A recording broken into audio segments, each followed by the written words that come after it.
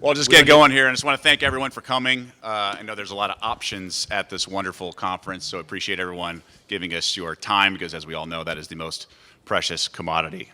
I just want to introduce the panel up here and the guests on the podcast. Steve Koonin, who is CEO of the Atlanta Hawks, and obviously the NBA very active with the betting space, so Steve's going to share some experiences and his insight and what he's uncovered and been exposed to in those conversations that we do not have access to. And Jeff Ma, a founding father, if you will, of Sloan. Is that fair, or is that a little extreme? I'd say that's fair. I'd say that I don't deserve any credit. Like, Daryl and Jess and the students obviously deserve all the credit, but I was here at the first one. I've only missed one.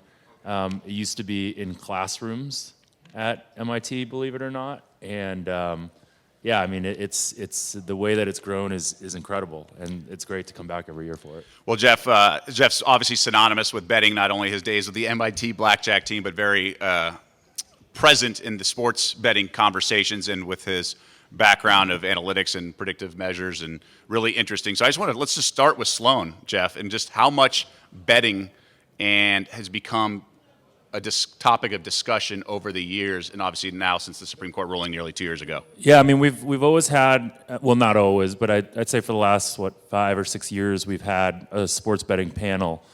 I think 3 years ago, we had Ted Olson, who was the former Solicitor General of the United States, who was the person that argued for New Jersey, essentially overturning PASPA. He was actually on the sports betting panel that I moderated, it's definitely been interesting to watch both the content of what we talk about on these sports betting panels evolve as the conversation around sports betting has evolved, which is, when we first got here, I think it was very taboo to even talk about sports betting, and the sports betting panel was sort of a lot of times they tried to make it small.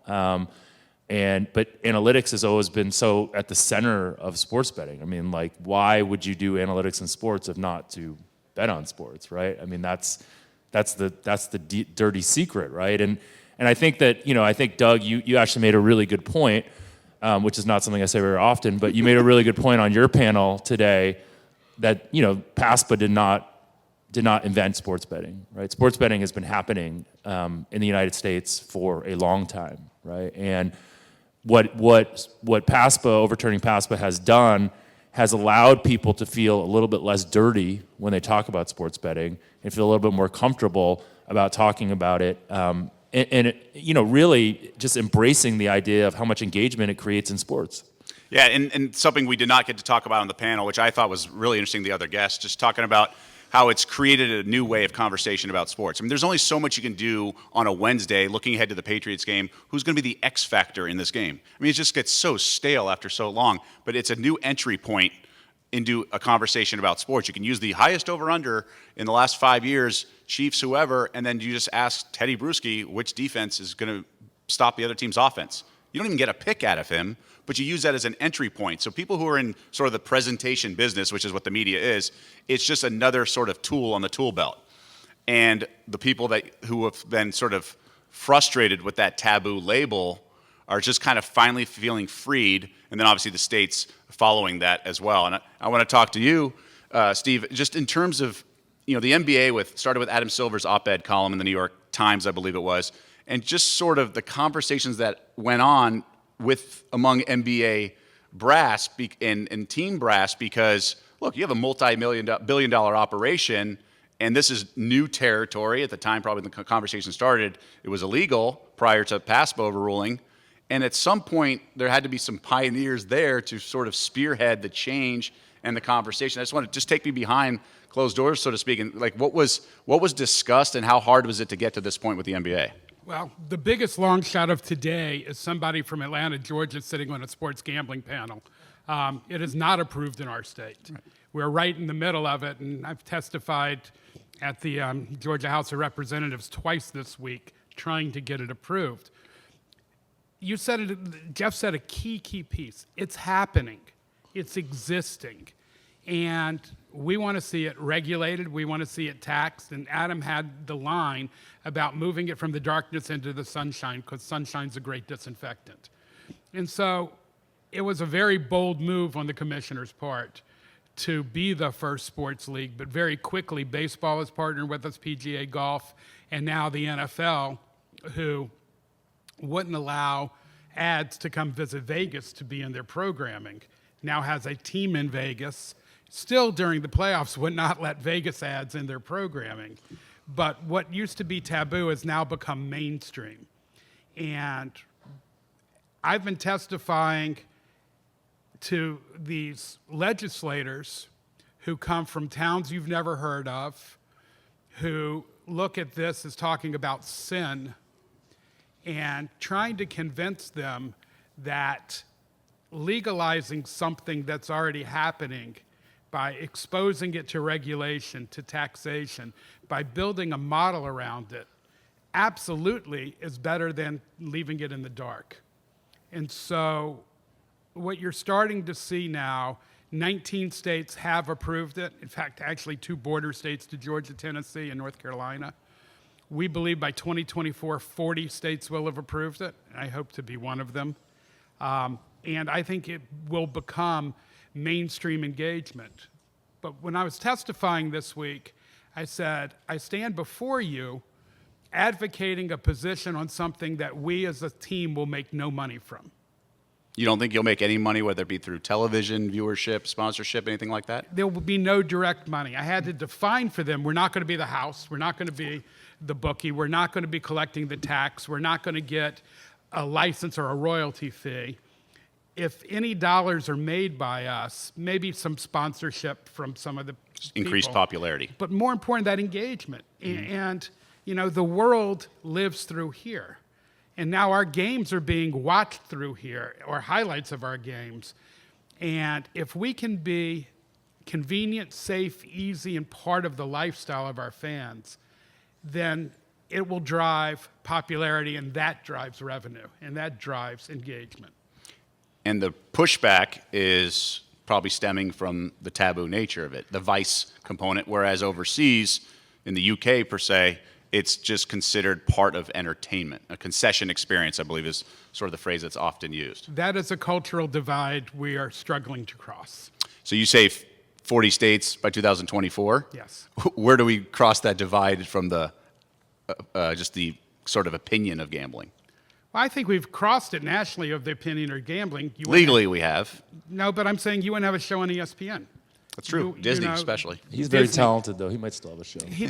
He would have other work. Yeah. But Disney's a conservative company, and more importantly, the league rights holders have a tremendous amount of influence on content. And so I definitely think it's into the mainstream now. And you're seeing in the crawl odds virtually on Fox. You're seeing it on all the networks. And so the language of sports betting has become part of our vocabulary. It's just a matter of time to where the participation gets to take place. How have you observed everything from that? Because I mean, it's been surprising how quickly everyone, and maybe it shouldn't be surprising, right? Because when you hand someone a check or you give them a new revenue source, they're not going to say no, and all of a sudden their morals, quote unquote, or those go out the window, right? And that's what's happening to some degree, right? You need to come to Georgia. Yeah. the check's not working. That's more. Check's not working per se. No, but I mean, there is, and there is going to be I think one of the things is New Jersey has done a great job, right? New Jersey has done a great job setting the sort of right message, and the numbers that are coming out of there are pretty big, and I think that again, I am surprised at how quickly people are moving, and the reality is New York doesn't really have it. They have a kind of a BS version of it. California doesn't have it. Texas doesn't have it, and Florida doesn't have it. So you think about how much happens in those states and how big. When those turn, it's going to be much different, and it's going to be even more mainstream. So, it's moved quickly. I think it will continue to move quickly. It's a big mess, though.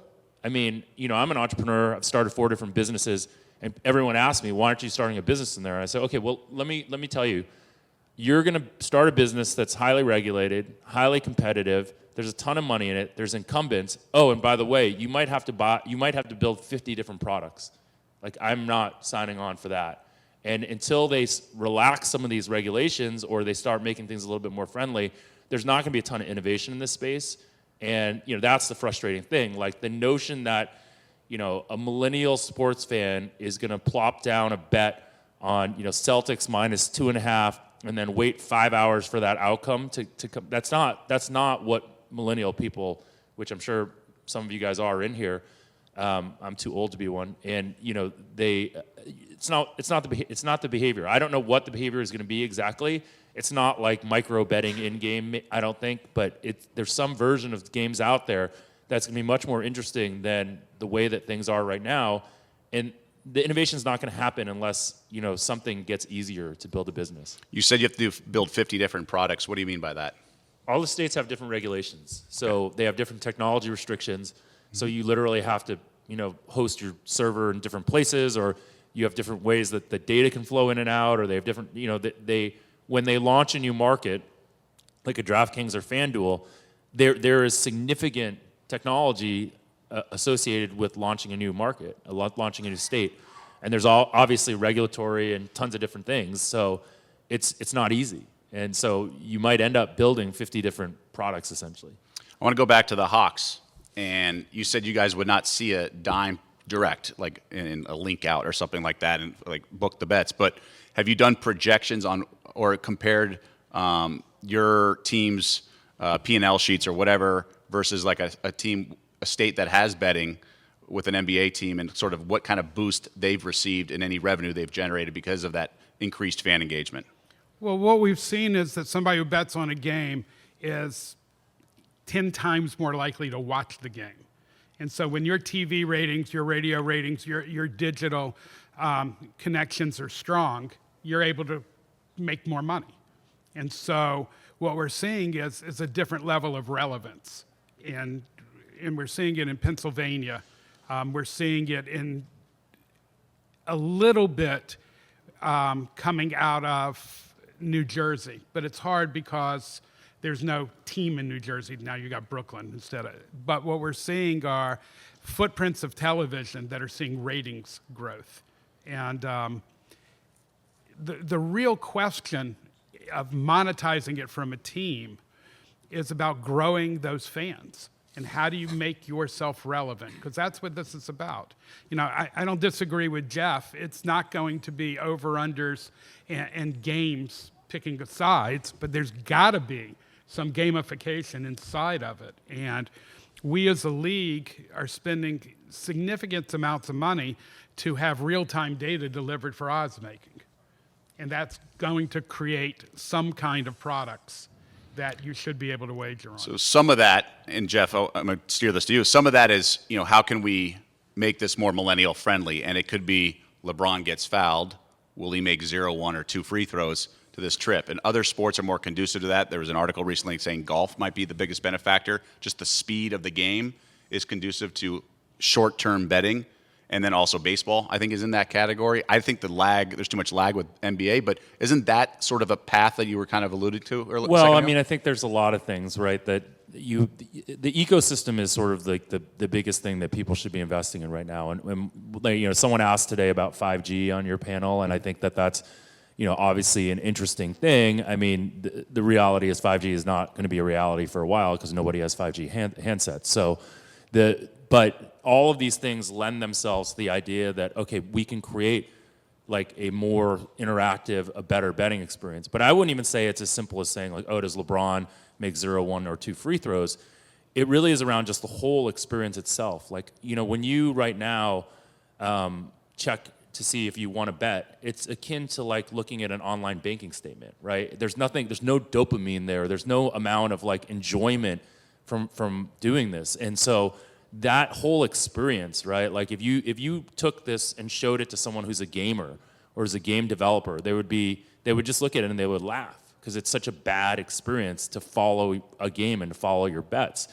The other problem is with sports betting is it's not as immersive as you'd like for a game, right? During the game, it's pretty immersive because you're really into it and you're sweating it, but like games aren't happening all the time, right? So do we have to would it be good to start developing new forms of content and new types of events that are geared much towards sports betting? Like, so if any of you guys followed The Match, which was something set up with Tiger Woods and Phil Mickelson playing against each other at Shadow Creek, those types of things, like events that are really made for betting, are, those are the kind of innovations that I'm talking about. It's not as, everyone thinks it's as simple as in-play wagering or something like that. That may be one of the answers, right? That certainly will engage you. But like the idea of golf, right, which I agree, like if you could actually bet on every individual hole of a golf match, right, where like on Thursday at the TPC Sawgrass or whatever, when no one's probably watching this stuff, if you had an ability to do a contained 15-minute bet on a hole, you'd probably do it if you had some time to kill. It'd be pretty fun, right? But this isn't necessarily the problem. Again, is that like a lot of the media companies aren't thinking about it like this. Like the sportsbook operators don't have the bandwidth to innovate, and like startups can't get into the space. It's interesting you said that. Next week at the Players' Championships, they're going to have 170 cameras to do exactly what you're talking about, to see if technically they can capture every single shot and then frame it so you can find some kind of proposition to wager on. So NBC is investing all of that time and all of those resources to have 170 cameras on a golf course. And it's not just because of millennials. I think all of our work lives, because of technology, as opposed to when we were children, you just have more opportunity to do your job, and therefore you don't have 3.5 hours to watch a baseball game, as maybe back in the day, some professions you couldn't even take work home with you. And so nowadays, with all technology and just how advanced we are in 2020, we just don't have that much disposable time for sports and entertainment. Is that fair? Reed Hastings, the chairman of Netflix, last week asked about his competition. He said one of his main competitors is sleep. Yeah. That takes time. I know local news is having a hard time. Morning shows are the only thing because people are still starting their day at the same time. But this even goes back to like 7 years ago when local news was really still a thing. And just the 6 p.m., the 11 p.m. were just not appointment television anymore. I mean, that's a really valid thing to think about with sports. And all of you guys obviously are interested in sports, otherwise you wouldn't be here. But sports is like one of the last appointment viewing type things. And so, the more that we can embrace that and the challenge that, just so you guys understand, the challenge with in-play wagering right now is there's many challenges to it, right? One of the challenges is technology. The other is the sports books don't want to take on that liability. They intentionally deny, live bets because they want to make sure that they have an edge on you. So they literally have people watching what's happening in the game before they accept your bet to make sure that they're not getting picked off and to make sure that they're getting the best of you. So this idea of again investing in the ecosystem where there are startups and people that really want to innovate in user experience, because one of the things that I think is interesting, right? So I'm a sports bettor, and obviously I care a lot about it. I enjoy it, but I also am very mixed on legalization in some ways, because if you think about growing the overall size of the industry, right, growing handle. So there's two ways you can grow revenue here, right? You grow handle, which is the overall amount of money bet, or you can grow margin. If you grow margin, that's really bad because that means more people are losing money, a higher percentage of money. If you grow handle, it means that more people are also losing a lot of money. So how do I, as steward of this, think about that? And I think at first when I started looking at the space, I had a lot of trouble with the ethical nature of trying to get more people to bet, because it's going to be more people losing money. But then if you compare it to like another industry like insurance, right? So when the insurance industry grows, it means that more people are actually losing money because they're paying for insurance that they're not using. But why do they do that? They pay because they get peace of mind, or there's some other reason they do. But generally, there's value there. So what's the value from sports betting? Well, the value is around entertainment, right? Just like you said, in Europe, how they look at it. And I think that's right. That's entertainment. So as an industry, the focus should be on that piece, right? Entertainment. Because it's never going to be on allowing the sharps to make money. They're never going to do that, right? They can't do that because of their business. So the only way to grow handle is to make it more and more entertaining and open it up for more and more casual fans. Because in theory, and you don't want to, and I applaud you for being concerned with the domino effect that could be ethically challenging, but it's not about the extremes, right? There's extreme in almost anything is bad, right? Food, shopping. I mean, we just know alcohol and stuff like that, but like it's everything, right? Too much exercise can be bad in some ways. It's all about if in a perfect scenario, it's about family has X amount for disposable income for entertainment, and so instead of spending it on something, they do it in sports betting now, or sports betting is just getting a slice of that pie. That's sort of how I'm envisioning it in a sort of Pleasantville world where it's not damaging. Well, it's one of the things that the states have to look at, because if they get too greedy and put too high a tax, you're driving it back to the black market. And the black market works because in a lot of places, the bookies still offer credit. And so the idea of legalized sports wagering is you can only wager what you put on deposit. And doing it in the states, legal, kosher, if you will, make sure you get paid, where there's been huge problems with people getting paid betting offshore. So there's a level of maturity that you have to hope comes with this responsibility. But I understand what you're saying, and it's a very moral tough thing, because the more people lose as a team, we don't want people betting on us and losing. You know, that has a negative effect. That turns fans the wrong way. But it's finding that right balance, that it becomes sports entertainment and an add-on rather than a habitual problem that drives people away. Along those lines, I thought it was a really kind of memorable moment 2 football seasons ago when Todd Gurley fell down around the goal line against the Packers. I think it changed the total, but obviously the point spread was a big thing. It was like the marquee 4 p.m. Eastern slot. And he fielded questions in the media scrum in his locker, and they asked a point spread question. And he just answered it like, I don't care about the point spread. I'm just worried about winning the game. And then the next question. I just thought it was significant because you got a point spread question in the NFL locker room and no one like looked at him and you can hear a pin drop. It was just in stride. So that's a good thing. It's kind of arrived. That was like sort of when betting had arrived, I think, in the NFL in such a big stage. But I think to your point, you said you don't want people losing a lot of money in the like, are you worried about the negative? I mean, we see it in fantasy, right? Guys go after players on fantasy, and you're always going to have the kind of the outlier idiots, but it could become extreme too, even in the arena.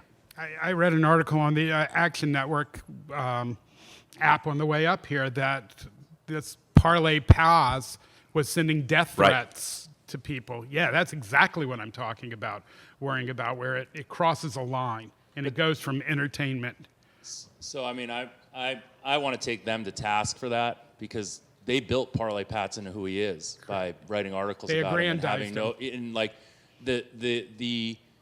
this whole ecosystem thing that I'm talking about, right? It's everything, right? It's the media. The media right now in sports betting, no offense, Doug, is largely terrible, right? It's like you don't have it's similar to when the news first became a thing, right? They put journalists on television because they were the ones that knew the news, but they sucked on television. And so there wasn't a thoughtful amount of thinking about how to present news.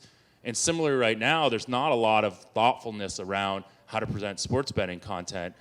Obviously Doug is I joke, but he's a real talent, but he was a talent before sports betting. And he happens to know it really well, so that's rare. But there's not very many people out there that are able to do what he does. And even just the format of what you guys do, it's like let's try to do something a little bit more inventive than just like your show and lock it in. I mean, they're high quality shows, but the formats, and this is generally of sports media anyways, like how many more shows do we need where 2 people are yelling at each other, right? Like we need to start thinking, and especially because of this opportunity, right? Sports betting is presenting this amazing paradigm shift. And I talked to your boss this morning, Jimmy, about it, and I was like, you guys need to start doing more in this if you want to stay ahead of the curve. No, it's a great point, and I'm glad you brought it up because it's a dilemma we have every day. And also, I know when you do something at ESPN, you have a lot of eyeballs. And with this new frontier of betting, I felt, and I think everyone who works on the show was very adamant about doing Daily Wager in a very tasteful and kind of like mature manner, because I think in a news and information way. Because I think there was some uneasiness amongst leagues, and rightfully so. This is a foreign territory for them. You heard about Al Leiter in front of Congress. Yeah. And people just didn't know. They're not in the space like we are. And we just had to do it kind of tastefully. So Adam Silver, Roger Goodell. Not that they have their DVRs in set, but I'm sure they watched a snippet or it was brought to them like, okay, I get it. It can be have a normal because you're fearing the worst when you have that kind of risk. So I just think doing it that cleanly was really important. I think that's right, and it's a very well produced show, and it like has brought that level of quality. I think Correct. And you guys have highlights and things like that. So Right. It's a big. It makes it feel better because it's ESPN. You just kind of had to do it that way. And also, I believe in that. I don't believe in the crazy. We're not gonna have like a monkey run around and like throw darts and try to pick games. While that would be funny as like kind of a third thing at the end of the show, you have to kind of pick your spots in that. Now, there's evolution in the space, but to your point. It is a TV show. We're trying to throw the widest net possible, and you kind of have to discuss the big games, but those might not be the best fiscal opportunities either. Yeah, I mean, and that's the trouble, right? Like being a sports betting analyst, I was on ESPN for 2 years doing SportsCenter and talking about betting games, and when I started that first year with them, I was talking to the producers, and I was like, I'm happy to do this, guys. It sounds really fun, but I don't want to give picks. I want to talk about the process, the analytical process, and I want to like talk about like what metrics I look at and all this kind of stuff. Literally a week later, I'm giving picks, and it's because like that's just the easiest form of consumption out there, and that's why like your podcast is important. I do a podcast called Bet the Process, which has really been about trying to talk about sports betting in a much more substantive and deeper way, which you can't do on a 1-minute SportsCenter hit. Like it's just impossible. And that's the difficulty because you have to appeal to the masses. Well, the masses may not speak your language. I mean, the masses aren't here. Right. The masses don't Right. come to the Sloan Analytics Conference, right? They just want to watch the Lakers-Bucks game. Who do you like? It's a pick 'em or minus one. I just want to get some money on it. And just Yeah. bet it. Well, it's kind of like fantasy, right? Like I'm not a diehard fantasy guy, and I live sports, and I'm a bachelor. Like I could only imagine who someone was already immersed in sports for his work and has family and other stuff. Like you just go to like somebody's list and just like who's higher. All right, that's my lineup because you're using it as a form of entertainment, communicating with my college buddies or whatever. It is a challenge we will have, and I think it's going to evolve, and hopefully the process will be embraced by the masses. But you're right. Like anything, immediacy and shortcuts is going to win out, and that is a concern. And we talk about it all the time because we do stuff for .com that is sort of pure, I guess, in terms of just like picks, and like you can pick a Rutgers first half line. Whereas like on TV, we have to tonight's A block is going to be all Bucks and Lakers. Right. And we're going to get reporters giving some information, just like minutes count or whatever, stuff like that, like Steph last night in his first game back. And then also just guys like Tim Legler. But I'm going to bring up Legs as an example. Like Steph's first game back, do you, as someone who's like in the analytics, are you curious if you think Legler would go over or under 19 and a half points? I don't give a shit what Legler would say. See, Sorry. really? I think I do. What I care about is right now I would love to look at that game and see how many possessions they had. Because I want to see if they really played faster with Steph. Because that Steph is an over cheat code, right? Because he can shoot, and he's bad on defense, and he makes them play faster. So I'd want to see if they were faster. And then I'd want to see how much the totals in the next game has adjusted to that. Right, but what about the first game? Like you hadn't seen him in 58 games. What does Legler know that like why? So he talked to me. He goes, look, Steph's not going to have his legs early on. The players, it's going to be he's not going to score much early, and then he'll get his rhythm later. He's been like spot on. And that's rocket science to you? I think a guy who played the game, right? but he has talked about. There's been other guys who took time off who came back, and he says his legs will be fresh. It's the next game that he'll be worried about. And the reason I'm like going after you about this is like because to me this is like the narrative of like why you can beat people in sports betting, right? Because there is the Tim Legler who watches the games and has a theory. I mean, and obviously there is like some level of that information that's going to be really valuable. Mm-hmm. But generally, those types of things end up being much more narratives than they really are. Like,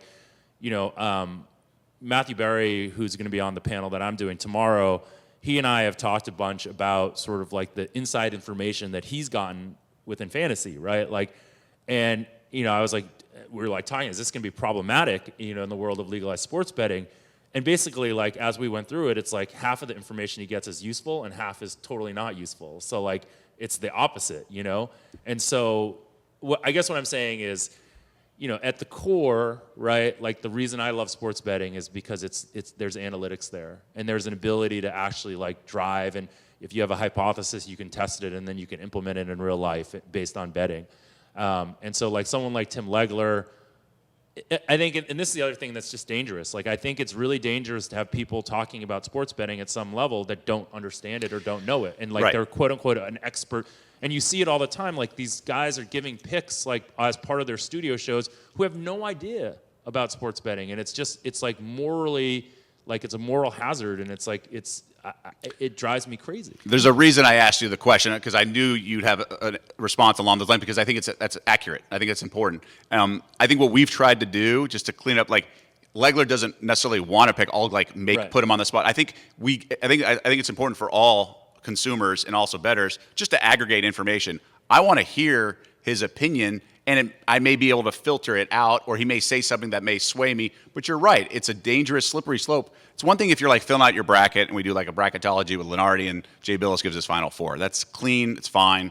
But you're right, when there's like juice involved, and not everyone understands what that means, and minus 120 versus minus 130, and just like stuff like that, it can be, especially when you're at ESPN too. I think the mainstream media personalities have a real responsibility to become more knowledgeable and understand, because there's all these things that happen, like whether it's endorsing someone who sells picks and who isn't going to potentially win you a lot of money because he's selling you picks, but you endorse him because he's a friend or he's a nice guy, or Right. what's the problem? These are real problems that, especially as more and more, so we want this handle to grow, but if this handle grows, then more and more people are actually betting money and losing money, and there's just a real responsibility that mainstream media does. Like you guys are lucky because you understand betting, and you're like, you really do, and so you can actually like, you can have a Legler on, you can take his content, and you can interpret it in a way that is useful to sports bettors.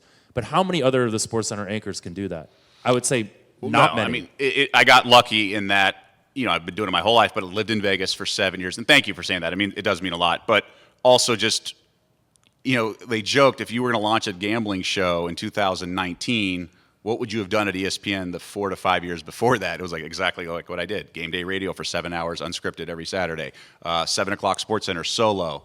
Raps, which is like half times of games. And like, it's just, it's basically like I was painting fences. Like Mr. Miyagi was getting me to train for this. I just didn't know it at the time. But I'm sorry, I'm interrupting you a couple times. I know you wanted to jump in. No, but so much of it starts with the producer, and I don't want to get too inside So true. here. But many years ago, I was out for dinner with Jerry Glanville. Jerry was the former coach of the Atlanta Falcons, bigger-than-life character, and he was on a show on HBO, Inside the NFL. And they did picks every week, and the producers had him, no matter what he thought, go the opposite of the other talent, because he was always the wild card. We were out to dinner, and a woman came up and said, "I just want you to know you cost me my grocery money last week." I want the silence to set in. Because they see him on TV, because people who are on TV are seen in a different light, there's more responsibility needed than ever before, because people take it as wisdom and knowledge, to your point on Legler. Tim Legler's a good NBA analyst after the game. This is all before the game, and that's where it gets dangerous. But I think in general, just a platform, even if it's not ESPN, and maybe you don't even have NBA credentials like Legs does, I think it's just in general, if someone on any network is giving a pick, whether it's probably subconscious more than anything, there's people inherently thinking that person knows something that they don't. Of course. Yeah, I mean, I when I was doing ESPN, I made a pick on the Super Bowl, the Broncos, Panthers Super Bowl, I remember. And, the numbers and the value at that time, it was probably on the Panthers. I mean, Peyton Manning could barely throw a 10-yard pass at that point. And, I had to make a pick because it was the Super Bowl, so I made that pick. And then, my wife, one of her friends' husbands, I guess, watched me and was going to bet on Denver, and then decided to bet on Carolina because I said something. And I, obviously, like, it's just one case, but it makes you feel terrible. You're like, this is I cost someone money by being wrong about something. So, and I don't know the answer, because again, like, this is like, and when I think about parallels, I obviously think about financial markets, and I think about stock pickers. And I remember I was having this whole conversation once with a guy that is a very successful. he used to manage Charles Schwab's money, like the actual man Charles Schwab. And so we were like, he is a real guy. It's called Chuck. We were talking about, and I was talking about touts. And if you guys don't know what touts are people that sell picks and they make money off selling picks.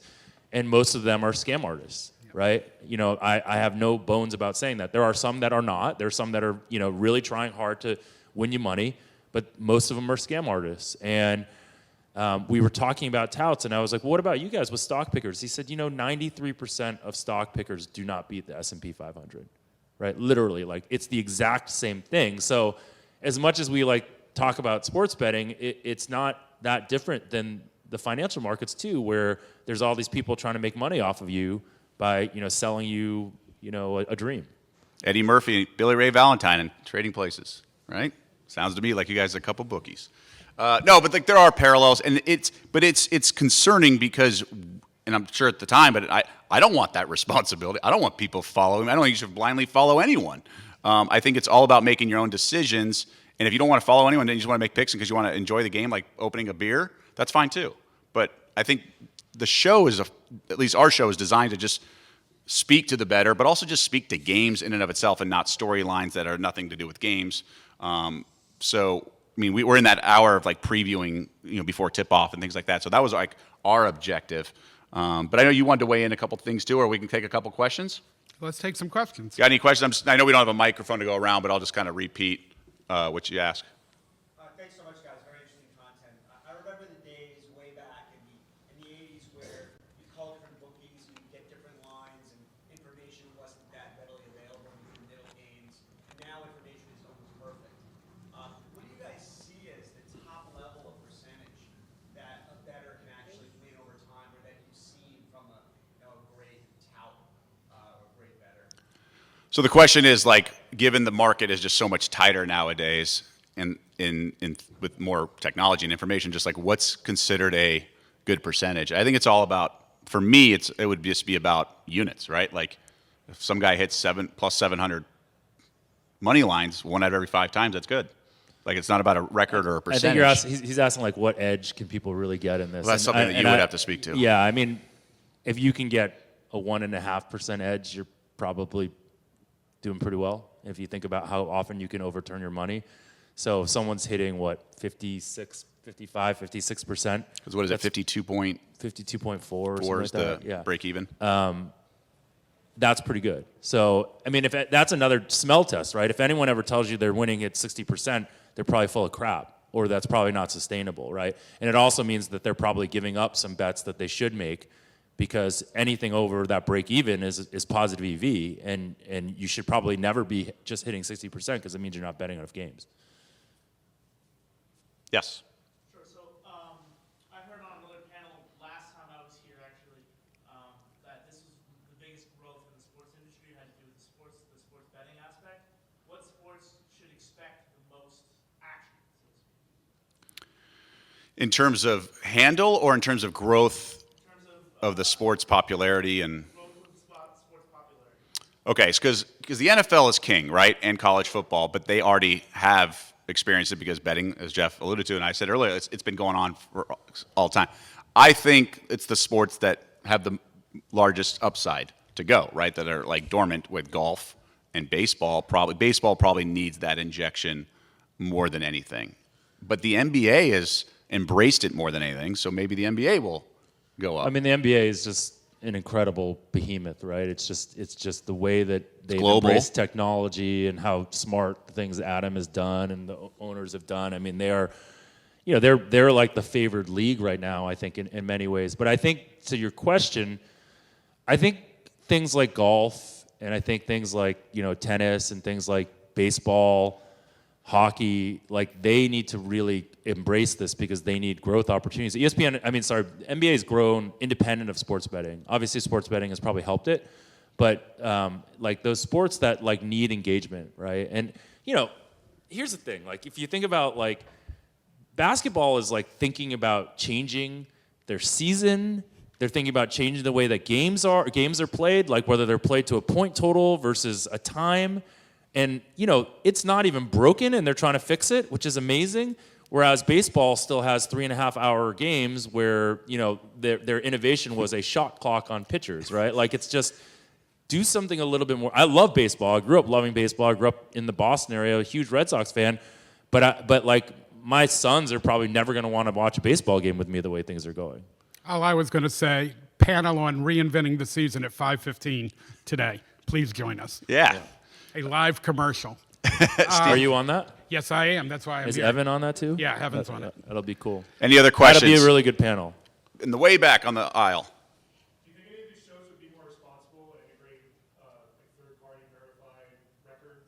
You know, kind of backup their experts? Asking the question is will shows need a third party? I don't think shows do, because there is documentation of records, right? And that someone can do it. I think it's the people. But I'm going to take a stab at that, because the verified records thing is very problematic because you don't know when they made the bets, you don't know what they're betting into, you don't know how. I mean, like, you don't know, like, the real issue, right, is that you have no ability, and I think one of the problems that your show has is that the people on that show are all very different. Like, obviously, you know, I'm good friends with some of them, and there's some guys that are clearly good, and there's some guys that really aren't good, and you have no ability to know which ones are the ones unless you're friends with them, you know.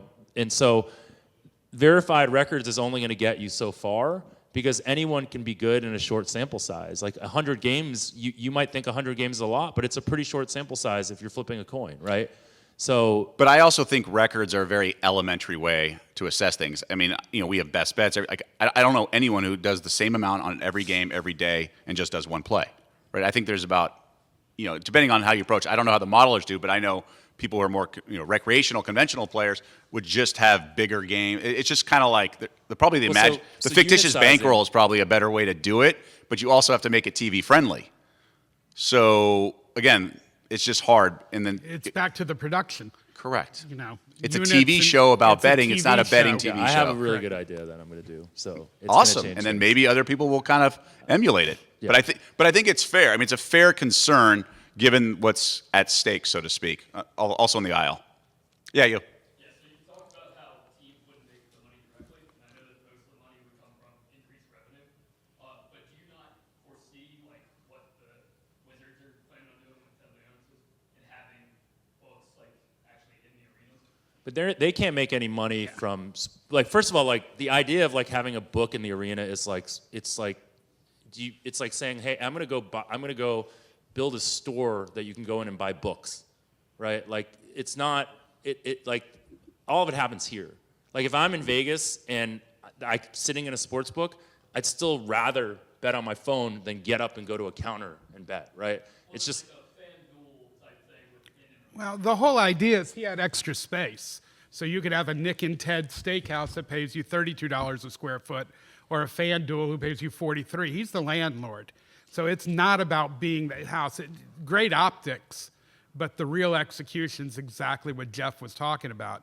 You know, I think Jersey now is. But I think 80 the optics are important, that an NBA arena with an NBA Well, game going on is having a and I'll sports tell you where book he's on its smart premise. is we're closed 250 days a year, you know. So if he has a sold out party for the Super Bowl or does something great for the college football playoffs, and he can create F&B revenue and rent revenue, but it's not about the bets, it's about the trappings around it. Most states are not going to allow to have physical places that can just be put wherever. So this is, I think it's through Penn Gaming. This is a different thing, and it'll be rethemed. yeah, I mean, I don't know if your question that you were getting to was like around teams being able to participate in revenue on sports betting. It was more like the idea of having a FanDuel or DraftKings to try to bring people into the arena that much. We actually, The Falcons have Chick-fil-A, which obviously doesn't really do much on Sunday, but the arena's open all the time. You know, if you could have a FanDuel that brings people in for that sporting event, but it's still an available space that can be used during concerts. Yeah, but I mean, again, like, just to me, like, that's not, you know, again, if that's our innovation, then we're in a lot of trouble. by the way, did you say Chick-fil-A? Chick-fil-A and sports gambling. That is a spectrum. One last question. I know these guys got to go. Yes. I'm curious on your opinions between straight bets versus parlay bets. Like, do you guys think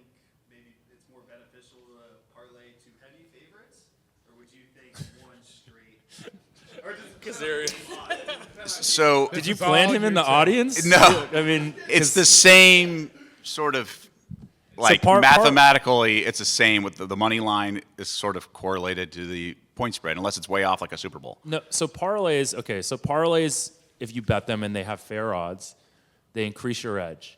If you don't have edge, they make your disadvantage bigger. So, like the idea of like parlaying two big favorites that aren't correlated. The only time that I would look at parlays personally is when there's a correlation between them, right? Like when you bet a favorite and the over are typically going to be correlated, or an Week underdog 17 and the kind under. of connection between the early and late games. or right, and that's the only. But like most smart books are not going to let you do real correlated parlays anymore. That was definitely something that you could do back in the day.